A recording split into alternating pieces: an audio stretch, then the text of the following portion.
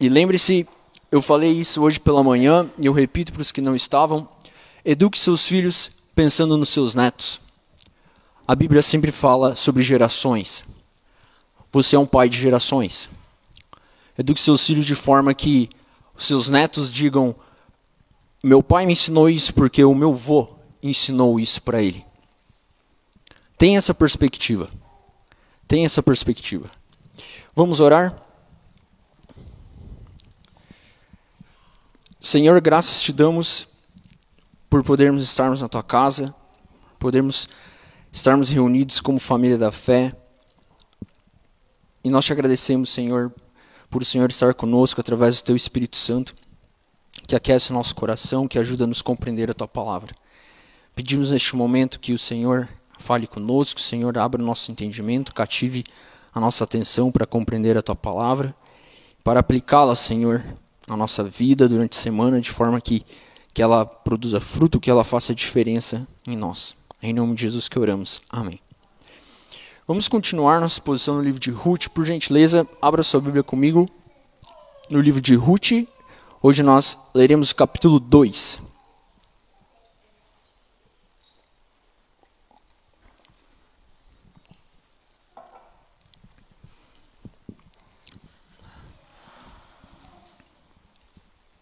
Ruth, capítulo 2. Crianças, pegaram aí a folha de vocês? Tá bom. Vocês estão vendo aí que tem um guerreiro. E esse guerreiro, ele precisa chegar a um castelo muito alto nas montanhas. Tá vendo? E aí ele tá com uma espada na mão. E vocês conseguem ver que tem um leão no meio do caminho? Acharam um leão? Então olha só, esse guerreiro, ele precisa salvar uma princesa lá em cima daquele castelo. Mas no meio dessa trajetória ele precisa de uma ajuda inesperada. Ele precisa de alguém para ajudar ele, principalmente para vencer aquele leão. E essa ajuda que ele tem é uma espada. Uma espada que é a palavra de Deus. Eu quero que vocês achem essa espada. Ela está meio escondida aí. Vejam se vocês conseguem encontrar ou na floresta, ou no rio, ou nas montanhas. Onde ele vai encontrar essa ajuda inesperada que é a palavra de Deus. Tá? Se vocês encontrarem essa espada, façam um círculo nela e pintem as árvores, as montanhas e o castelo também. O pessoal mais velho, respondam o significado das 3 palavras que tem na folha, tá bom? Graça, providência, esperança. Nós vamos falar um pouco sobre elas nessa noite. Então preste atenção e sintetize aí o que significa essas palavras. Ruth, capítulo 2. Vamos ler o capítulo inteiro, tá? Diz assim: tinha Noemi um parente de seu marido, senhor de muitos bens da família de Elimeleque, o qual se chamava Boaz. Ruth, a moabita, disse a Noemi: deixe-me ir ao campo e apanharei espigas atrás daqueles que me favorecer. Ela lhe disse: vai, minha filha. Ela se foi, chegou ao campo e apanhava após os segadores. Por casualidade, entrou na parte que pertencia a Boaz, o qual era da família de Elimeleque. Eis que Boaz veio de Belém e disse aos segadores: o Senhor esteja convosco. Responderam-lhe eles: o Senhor te abençoe. Depois perguntou Boaz ao servo encarregado dos segadores: de quem é essa moça? Respondeu-lhe o servo: essa é a moça moabita que veio com Noemi da terra de Moabe. Disse-me ela: deixe-me rebuscar espigas e ajuntá-las entre as gavelas após os segadores. Assim ela veio. Desde pela manhã até agora está aqui, menos um pouco que esteve na choça. Então disse Boaz a Ruth: ouve, filha minha, não vás colher em outro campo, nem tampouco passes daqui. Porém, aqui ficarás com as minhas servas. Estarás atento ao campo que cegarem, irás após elas. Não dei ordens aos servos que não te toquem? Quando tiveres sede, vai às vasilhas e bebe do que os servos tiraram. Então, ela, inclinando-se, rosto em terra, lhe disse: como é que me favorece e fazes caso de mim, sendo eu estrangeira? Respondeu Boaz e lhe disse: Bem me contaram tudo quanto fizeste a tua sogra, depois da morte de teu marido, e como deixastes a teu pai, a tua mãe e a terra onde nasceste, e vieste para um povo que dantes não conhecias. O Senhor retribua o teu feito, e seja cumprida a tua recompensa do Senhor, Deus de Israel, sob cujas asas viestes buscar refúgio. Disse ela: Tu me favoreces muito, Senhor meu, pois me consolaste e falaste ao coração da tua serva, não sendo eu nem ainda como uma das tuas servas. À hora de comer, Boaz lhe perguntou: Achega-te para aqui, e come do pão e molha no vinho o teu bocado. Ela se assentou ao lado dos segadores, e ele lhes deu grão tostado de cereais. Ela comeu e se fartou, e ainda lhe sobejou. Levantando-se ela para rebuscar, Boaz deu ordem aos seus servos, dizendo: Até entre as gavelas deixai-a colher, e não a censureis. Tirai também dos molhos algumas espigas, e deixai-as para que as apanhe, e não a repreendais. Esteve ela apanhando naquele campo até a tarde. Debulhou o que apanhara, e foi quase um efa de cevada. Tomou e veio à cidade, e viu sua sogra o que havia apanhado.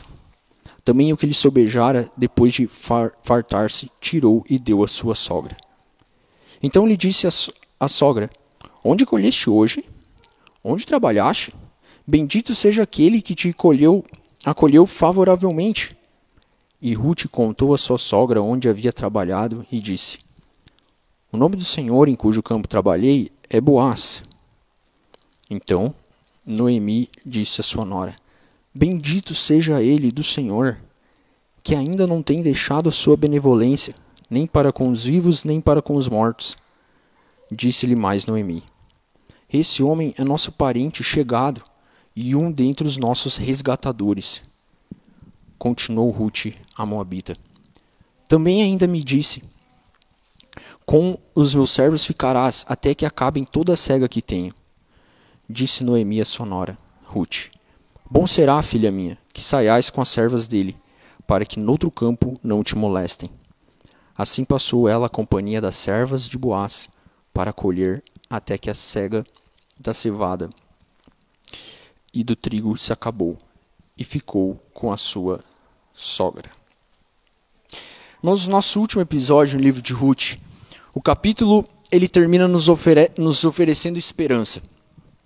Se você lembrar, após uma sequência de tragédias na família de Noemi e Rute, elas voltam a Belém após a morte dos seus esposos, e elas chegam em Belém no princípio da cega da cevada.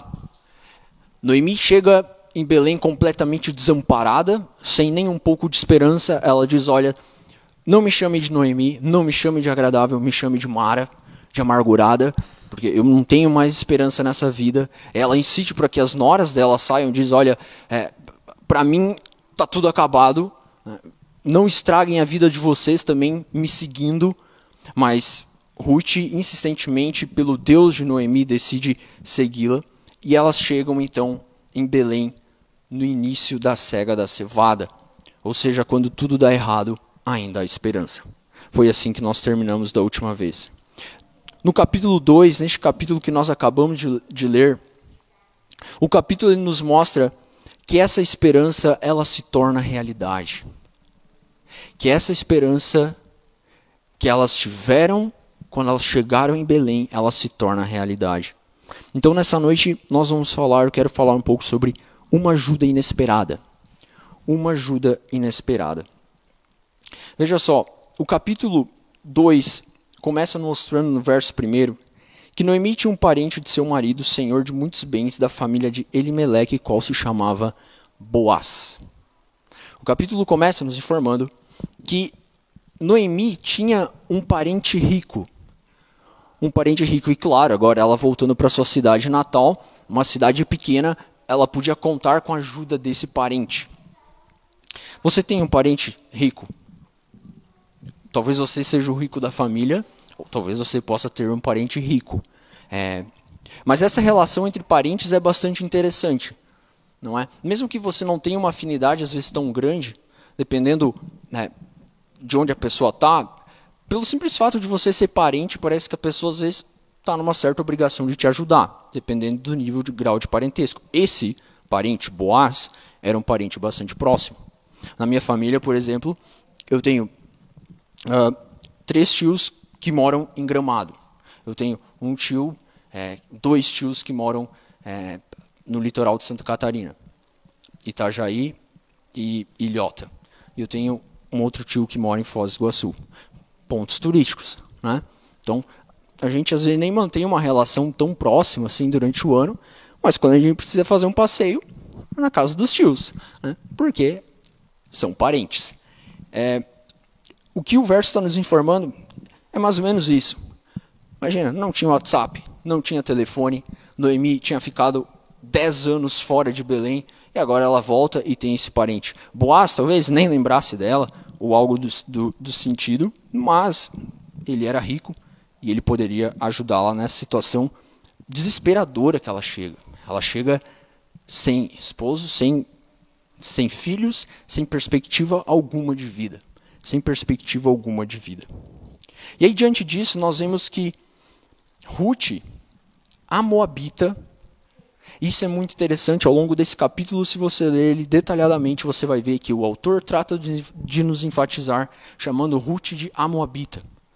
Lembre-se, Moabe era um povo completamente distante de Deus, averso a Deus, inimigo do povo judeu, mas essa mulher, por uma decisão, ela decide entrar na família da aliança, e agora essa mulher, mesmo que ninguém acreditasse que uma moabita pudesse se interessar em ajudar um judeu, ela toma a frente, ela diz a Noemi, olha, deixa eu ir colher algumas espigas que caem nessa época da colheita. Então o relato continua nos mostrando que ela vai, e por causalidade, ela entra nos campos de Boaz, justamente desse parente rico. Então, nesse capítulo grande, eu quero ir falando um pouco sobre as principais doutrinas que ele vai nos mostrando. Tá? A primeira doutrina que esse capítulo está nos mostrando aqui é a doutrina da providência. A doutrina da providência de Deus. Imagina, numa cidade como Belém, ela poderia ter caído no campo de qualquer outro fazendeiro, agricultor, mas pela providência de Deus, que conduz a história, tanto os acontecimentos bons quanto os acontecimentos ruins, ela cai exatamente no campo de Boaz. Ela não sabia que era o campo de Boaz, ela não sabia o que ia acontecer. O texto nos mostra que Boaz protege ela porque ela poderia ser molestada, e isso significava tanto coisas sexuais ou físico. Ela corria esse risco, mas pela providência de Deus, ela cai exatamente no campo de Boaz. Você consegue enxergar a providência de Deus na tua vida? Como o autor do texto está vendo? Que todas as coisas que aconteceram essa semana foi a providência de Deus sustentando cada um de nós para que nós chegássemos aqui com saúde, em pé, essa noite. Como você enxerga os acontecimentos, tanto bons quanto ruins, que acontecem ao longo da tua semana? Você pode dizer, é a providência de Deus conduzindo a minha vida para a glória dele, para um propósito maior? Porque é isso que está acontecendo nesse texto. Ela se encontra agora, ela chega e começa a trabalhar, e aí Boaz vê ela, e aqui começa, ele, de alguma forma, ele se interessa por Ruth. E aqui, ao se interessar, ele pede quem é Ruth para os seus servos. Certamente ele tinha contratado todos os homens para trabalhar, e agora ele vê uma mulher que ele não tinha contratado, e ele trata ela de uma forma especial, de uma forma diferente. Se nós olharmos, se você ler o capítulo com atenção, você vai ver que, na verdade, Boaz ele está sendo bastante cavalheiro. Ele está protegendo Ruth, ele está agindo como se espera que um homem haja. Ele oferece proteção, ele protege Ruth. E claro, aqui nós podemos ver o padrão que se espera de homens cristãos em uma sociedade. Homens foram feitos para proteger, para prover segurança financeira, emocional, espiritual. É exatamente isso o que Boaz está fazendo. Ele está protegendo Ruth e ele está oferecendo isso a ela. A continuação do texto nos mostra que quando Ruth volta para casa, agora após um dia de sucesso, né? Imagina, Noemi ficou em casa, assim. Ruth disse, eu vou buscar, mas ela não sabia do que poderia ter acontecido. As notícias que ela poderia trazer de volta poderiam ser notícias ruins. Olha, fui, não deu boa, não deu certo. O que vai acontecer daqui para frente? Noemi fica em casa, mas ela retorna e traz boas notícias. E aí Noemi, animada, ela pede de quem é o campo que você esteve colhendo. E ela diz, olha, o nome do Senhor em cujo campo trabalhei é Boaz. E no verso 20, Noemi diz, bendito seja ele do Senhor, que ainda não tem deixado a sua benevolência, nem para com os vivos, nem para com os mortos. Disse-lhe mais Noemi, esse homem é nosso parente chegado e um dentre os nossos resgatadores.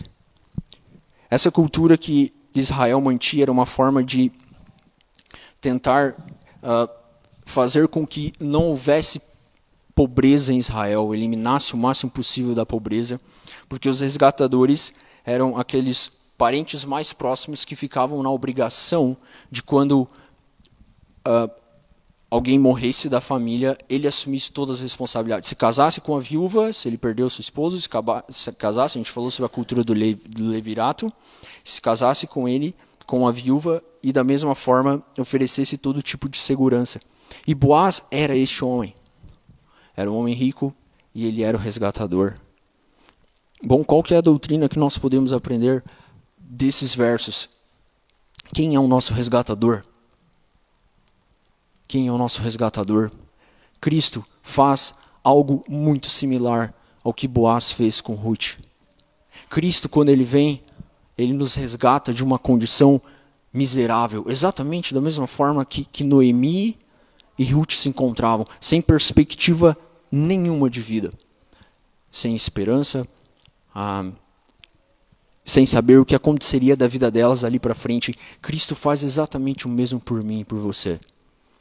Ele nos resgata, ele nos resgatou, é por isso que nós estamos aqui. E tudo isso conduz a uma outra doutrina chamada graça de Deus. A graça de Deus alcançou a vida de Ruth, uma estrangeira, a moabita. A graça de Deus alcançou a vida dessa mulher. Da mesma forma que a graça de Deus alcançou a minha e a tua vida.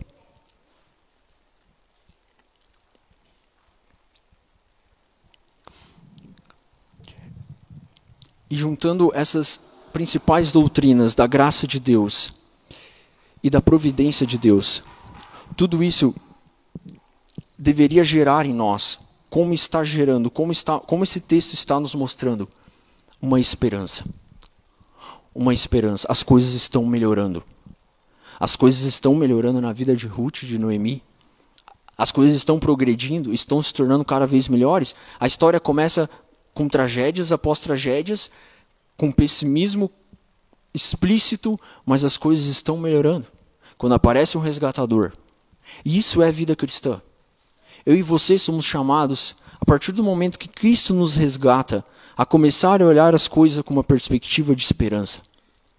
Com uma perspectiva de esperança.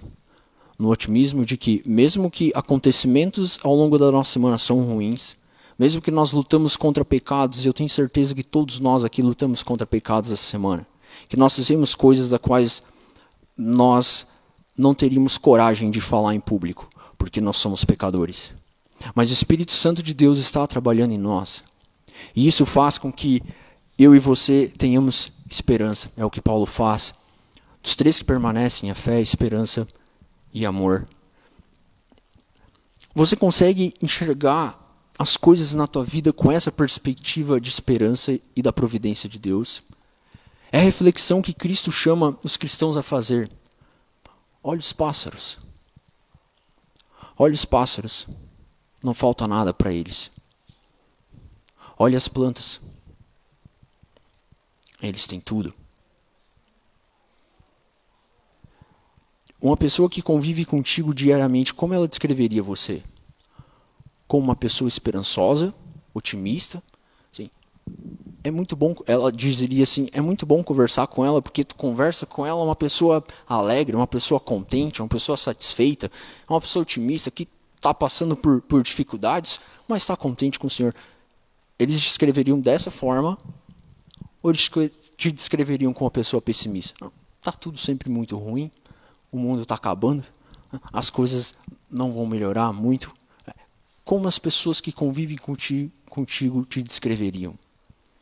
Quais são as palavras que saem da tua boca? É isso que Paulo fala, assim, não sai de vossa boca nenhuma palavra torpe, mas sim apenas aquelas que sejam boas para edificação, para que produza graça àqueles que ouvem. São essas palavras que saem da minha e da tua boca ao longo da nossa semana. Porque Cristo fez algo grande por nós na cruz. Isso nos move a viver de forma esperançosa. De forma esperançosa. A continuação do texto termina nos mostrando que Noemi encoraja Ruth agora a continuar no campo de Boaz. A não sair para outro campo, mas a continuar buscando lá a provisão. E todas as expectativas que nós temos nos próximos capítulos são muito boas. São expectativas de coisas ainda maiores. Porque isso é vida cristã. Isso é vida cristã. É nós olharmos para aquilo que está acontecendo, nós enxergarmos esperança, nós termos um otimismo bíblico em relação a tudo aquilo que aconteceu, em relação ao que Cristo fez por nós, e nós esperarmos coisas melhores. Então eu encorajo você nessa noite. Comece, se você é uma pessoa desanimada, se você está acostumado a olhar para eventos específicos da tua semana e se desanimar, você olha, assim, deu 3 coisas erradas na semana, aí você já desanima. Você começa a ler a Bíblia assim, falhou um dia, falhou 2, não li esses 2, também não vou ler no outro, e você já desanima. Comece a olhar como um todo. Amplie a tua visão. Assim. Comece a enxergar as coisas através de anos. Comece a olhar para aquilo que Cristo tem feito ao longo da história. Comece a olhar para essa história e diga, olha só, o episódio começou 10 anos atrás e agora as coisas estão melhorando. Enxergue o todo. Não fique olhando eventos específicos, porque morreu um ali, morreu 3 aqui. Enxergue o todo. Veja como Deus nos oferece esperança através de Cristo. E seja alegre no Senhor. Seja alegre, desfrute de uma vida contente, de uma vida satisfeita, de uma vida alegre na presença do Senhor. Vamos ler um outro texto, e aí nós já vamos encerrar, em Filipenses.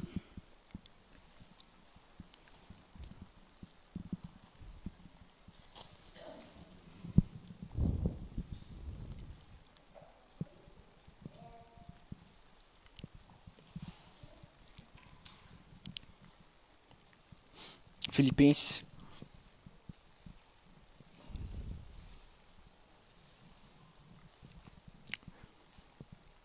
capítulo 4.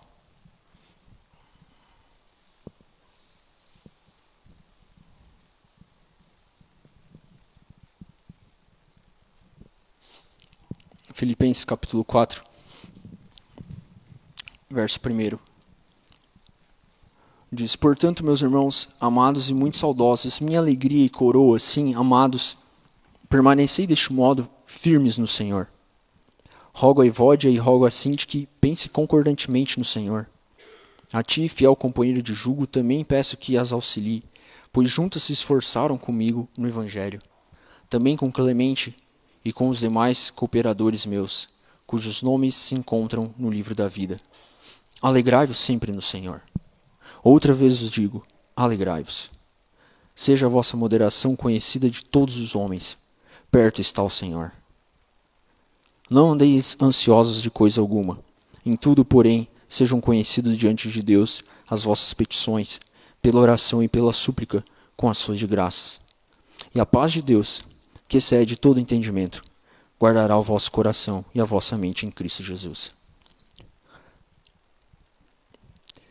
Verso 5. Seja a vossa moderação conhecida de todos os homens. Perto está o Senhor. Perto está o Senhor. Isso aqui é Paulo escrevendo no primeiro século. Eles já esperavam a segunda vinda de Cristo. Eles já esperavam que Cristo retornasse naquele século. Mas isso não impedia, mesmo Paulo estando preso, mesmo Paulo estando passando por tribulações, de viver contente no Senhor, de viver alegre no Senhor. E é isso que ele exorta ao longo de toda essa carta. Alegrai-vos no Senhor. Alegrai-vos no Senhor. Perto está o Senhor. Alegrai-vos no Senhor. Mas estão perseguindo a gente, Paulo. Mas Nero está mandando colocar fogo nos cristãos para iluminar o jardim dele. Mas desencadeou uma perseguição em Jerusalém. Alegres no Senhor. Sejam contentes. Lembre-se disso. Uma ajuda inesperada que acontece na vida de Noemi e Ruth faz com que a esperança que elas não tinham mais ressuscite. Faz com que a esperança que elas não tinham mais se torne realidade. E essa perspectiva bíblica que eu encorajo todos nós a vivermos nessa semana.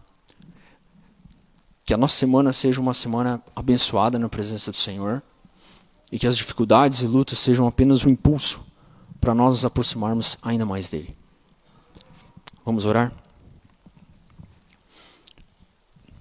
Senhor, nós te agradecemos pela tua palavra, nós te agradecemos por ela nos encorajar, e nós queremos, através deste exemplo notório que nós temos da vida de Ruth e Noemi, pedir que o Senhor, da mesma forma, produza fé e esperança em nosso coração, ajude-nos a viver de forma satisfeita e contente nessa terra, ajude-nos a termos a esperança sempre renovada em nossos corações, para que as pessoas de fora vejam isso, para que a obra que Cristo fez em nosso coração seja explícita, Senhor, em nossa vida, para que mesmo diante de dificuldades nós consigamos glorificar o Senhor, se alegrar no Senhor.